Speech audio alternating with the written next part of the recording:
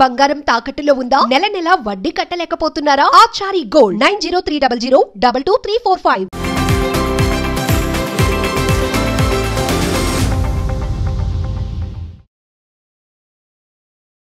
నమస్తే, welcome to our channel. నేను దిలీప్. ఈరోజు మన స్టూడియోలో మనతో ఉన్నారు సినీ అనలిస్ట్ జిఆర్ మహర్షి గారు. మహర్షి గారు నమస్తే సార్. నమస్తే దిలీప్. సార్, చలం అలనాటి సీనియర్ నటుడు చలం గారు. ఆయనకి ఇంకో పేరు కూడా ఉంది, ఆంధ్ర తెలుగు దిలీప్ కుమార్ అని అంటూ ఉంటారు. సార్, అప్పట్లో చలం గారి హవా ఎలా ఉండేది? అసలు ఆయనకి ఆ పేరుతో ఎందుకు పిలిచేవారు? అసలు ఆయన గురించి కొంచెం బ్రీఫ్గా ఎక్స్ప్లెయిన్ చేయండి సార్. పాలకొల్లు నుంచి వచ్చిన తొలితరం నటుడు ఆయన. తర్వాత పాలకొల్లు నుంచి చాలామంది వచ్చారు. చలం గారు నాకు ఊహొచ్చేసరికి హీరో. ఆయనకు అంతకుముందు హాస్య పాత్రలు కూడా చేశారు, కానీ నేను సినిమాలు చూసే వయసు వచ్చే నాటికి ఆయన మట్టిలో మాణిక్యం, బుల్లెమ్మ బుల్లోడు, ఇలా ఊరికి ఉపకారి, ఇలా సినిమా హీరోగా ఉన్నారు. ఆయన ఎందుకు దిలీప్ కుమార్ అంటారంటే ఆయన దిలీప్ కుమార్ లాగా ఉంటారు. దిలీప్ కుమార్ లాగా ఉండడమే కాకుండా దిలీప్ కుమార్ లాగా నటిస్తారు. కొంచెం ఇమిటేషన్ కూడా ఉంది ఆయనకి. దిలీప్ కుమార్ ఆ రోజుల్లో దిలీప్ కుమార్ సూపర్ స్టార్ కాబట్టి. చలం గారి ప్రత్యేకత ఏంటంటే ఆయన చాలా ఈజీ నటుడు. ఆయన ఎక్స్ప్రెషన్స్ కానీ అవన్నీ కూడా తెచ్చిపెట్టుకున్నట్టుగా కాకుండా చాలా ఈజీగా నటిస్తాడు. అంటే ఆయన ఎలా ఉంటుంది ఆయన క్యారెక్టర్ అంటే అమాయకత్వంతో ఉంటుంది, విపరీతమైన తెలివితేటలతో ఉండదు. ఆయన ఏ సినిమాలో చూసినా ఆయన క్యారెక్టర్ డిజైనింగ్ ఇంటెలిజెంట్గా కాకుండా కొంత అమాయకత్వము, మంచివాడు, ఇలాంటి లక్షణాలతో ఉంటాడు ఆయన. మీకు బుల్లెమ్మ బుల్లోడు అనే సినిమా ఏమిటంటే డబుల్ యాక్షన్. యాక్చువల్గా రాముడు భీముడు ఇమిటేషన్ అది. దాన్ని మళ్ళీ దేశకొత్త ఈసారి హిందీలో తీశారు జితేంద్రతో. చలం గారు ఓన్ ప్రొడక్షన్తో శ్రీరమణ చిత్ర అని చాలా సినిమాలు తీశారు.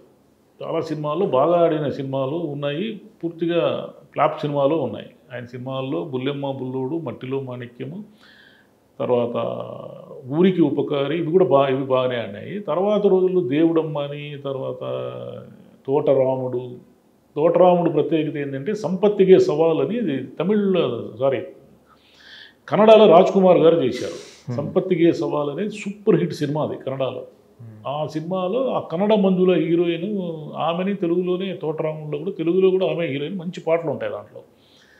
చలం గారు స్పెషాలిటీ ఏమిటంటే ఆయన బాగా ప్రోత్సహించేవాళ్ళు అందరినీ. ఎవరినైనా సరే కొత్త వాళ్ళని ప్రోత్సహించి, పాత వాళ్ళు అవకాశాలు లేని వాళ్ళకి డబ్బులు ఇచ్చి, ఇలా ఆయనకి ఇండస్ట్రీలో మంచి పేరు ఉంది, చెడ్డ పేరు కూడా ఉంది. ఆయన మొదటి భార్య రమణి అనే ఆవిడ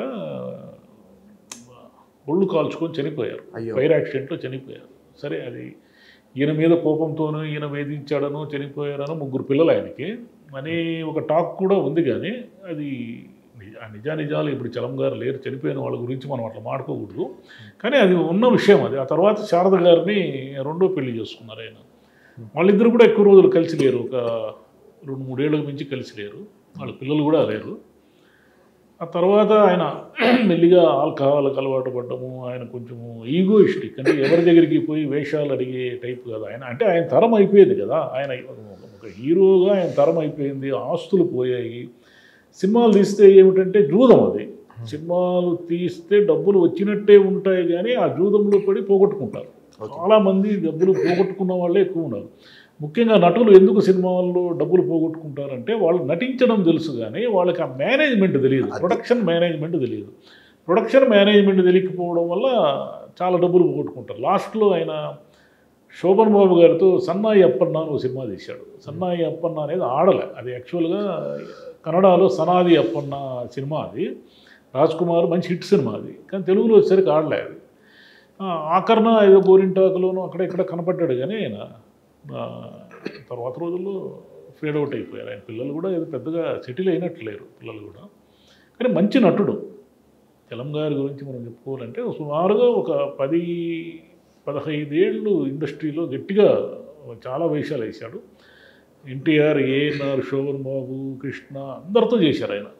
మట్టిలో మాణిక్యంలో అయితే భానుమతి గారు ఆయన పోటాపోటీగా నటించినట్లు ఉంటుంది. ఇతను చాలా అమాయకుడు, భానుమతి వదిన అనమాట. చాలా బాగుంటుంది ఆ సినిమా. బుల్లెమ్మ బుల్లోడు ఏమిటంటే ఒక హీరో సినిమా అది. ఒక మంచి పాటలు ఉంటాయి దాంట్లో కూడా. రాముడు భీముడు లాగా ఒకడు అమాయకుడు, ఇంకొకడు తెలివైన వాడు, అదేనమాట. దేవుడమ్మ అనేది అదొక డిఫరెంట్ సినిమా. మళ్ళీ బాలచంద్ర గారి సినిమాల్లో కూడా చేశారు ఆయన. బాలచంద్ర గారి సినిమాల్లో బొమ్మ బొరుస, జీవిత రంగము ఈ సినిమాల్లో చేశారు ఆయన. ఏ క్యారెక్టర్ వేసినా కూడా చలము అలా యాప్ట్గా సెట్ అవుతాడు. ఓవర్ యాక్షన్ ఉండదు, చాలా ఈజీగా డైలాగ్ చెప్తారు. చుట్టూ తన కాంబినేషన్లో ఉన్న వాళ్ళకి ధీటుగా ఉంటాడు. చాలామందికి ఈ యాక్టింగ్ రాదు. శ్రీదేవి గారిని గమనించండి. శ్రీదేవి గారు అంత ఒప్పనటి ఎందుకైనారంటే ఆమె కాంబినేషన్లో ఎవరు ఉన్నా డైలాగ్ ఆమెది కాకపోయినా ఇటువైపు వాళ్ళు డైలాగ్ చెప్తున్నప్పుడు ఎక్స్ప్రెషన్ అంటే కౌంటర్ ఎక్స్ప్రెషన్స్ ఉంటాయి ఆమెలో. ఆ సీన్కి తగిన ఊరికే డంబుగా అలా చూస్తూ ఉండరు. సునీల్ గారికి ఉంది. మన కామెడీ సునీల్ గారు కూడా ఏ ఫ్రేమ్లో ఉన్నా తన యాక్టింగ్ తాను చేస్తూ ఉంటారు. డైలాగ్ ఆయనది కాకపోవచ్చు, ఎక్స్ప్రెషన్ ఇస్తూ ఉంటారు. అలా చలం కూడా ఉంది అలవాటు. అది చలం గారు ఏమిటంటే ఏ సీన్లో ఏ ఫ్రేమ్లో ఉన్నా తన ఎక్స్ప్రెషన్స్తో యాక్టింగ్ చేస్తూ ఉంటారు. శారద గారు ఆయన సంబరాల రాంబాబు అనే సినిమాలో వాళ్ళు చేశారు. అలా వాళ్ళ పరిచయం మొదలైంది. కానీ సంబరాల రాంబాబు అనేది కూడా బాలచందర్ కథ. అది చాలా అద్భుతమైన కథ. అంటే ఒక పెద్ద లోగిలి ఉంటే దాంట్లో అనేక కుటుంబాలు ఉంటే ఈ రాంబాబుతో అన్ని పనులు చేయించుకుంటూ ఉంటారు. ఈ రాంబాబు అనేవాడిని ఒక నౌకర్ కంటే హీనంగా చూస్తూ ఉంటారు. కానీ ఆ రాంబాబు పెద్ద ఆస్తిపరుడు కుమారుడు, వానికి ఆస్తి వచ్చిందని తెలిసిన వెంటనే అక్కడ ఉన్న వాళ్ళందరి బిహేవియర్ మారిపోతుంది. మారిపోయి వాళ్ళు ఎలా ప్రవర్తిస్తారు అని ఎస్వి రంగారావు చేశారు. దాంట్లో ఒక ఇంపార్టెంట్ క్యారెక్టర్. అది చాలా సున్నితంగా ఉంటుంది సినిమా, చాలా బాగుంటుంది. సంబరాల రాంబాబు చలం సినిమాల్లో మంచి సినిమా అది. దాంట్లో శారద ఒక సైక్రియాట్రీ అంటే ఒక మతిస్థిమితం లేని అమ్మాయిగా చేసింది. బాలచంద్ర సినిమాల్లో తొలి అంటే 1970 నాటికి ఇంకా మానసిక వ్యాధులపైన పెద్దగా అవగాహన లేని కాలం.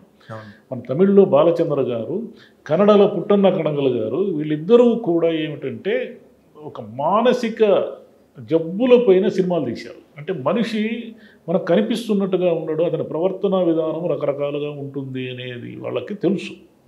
మీకు శారద క్యారెక్టర్ చాలా డిఫరెంట్గా ఉంటుంది సంబరాల రాంబాబు. కానీ చివరి రోజుల్లో బాగా ఇబ్బందులు పడి చనిపోయాడు ఆయన. Liver problem. అంటే వీళ్ళందరూ పద్మనాభం గారి ట్రెండే అంటారా సార్? పద్మనాభం గారు ఉండేది అంటే వీళ్ళందరూ ఒకే వీళ్ళందరూ ఇంచుమించుగా సమకాలికలే. పద్మనాభం గారు కొంచెం సీనియర్ చలం కంటే. పద్మనాభం గారు చలము వీళ్ళంతా కూడా ఏమిటంటే కామెడీ వేషాలు వేస్తూ కూడా హీరో వేషాలు వేసిన వాళ్ళు. అంటే పద్మనాభం గారు హీరోగా పెద్ద సక్సెస్ కాలే. ఆయన హీరోగా ఆయన కూడా చేశారు కానీ కొన్ని కామెడీ సినిమాలు పెద్ద సక్సెస్ కాలే. చలం సక్సెస్ అయ్యాడు. రమణ చిత్ర అనే బ్యానరు చలం చాలా సినిమాలు సక్సెస్ అయ్యాడు. సక్సెస్ అయినప్పటికీ ఏమిటంటే అదేది సత్యకాలపు సత్తయ్య ఇలా చాలా సినిమాలు తీశాడు ఆయన. కానీ రాను డబ్బులు పోవడం మొదలైంది. అంటే సినిమాలు ఫ్లాప్ అయ్యే కొద్దీ డబ్బులు పోతాయి కదా, అలా డబ్బులు పోయాయి, సుమారుగా డబ్బులు పోయాయి. Okay sir, thank you so much sir. చూసారు కదా, ఇంకొక టాపిక్తో కలుద్దాం.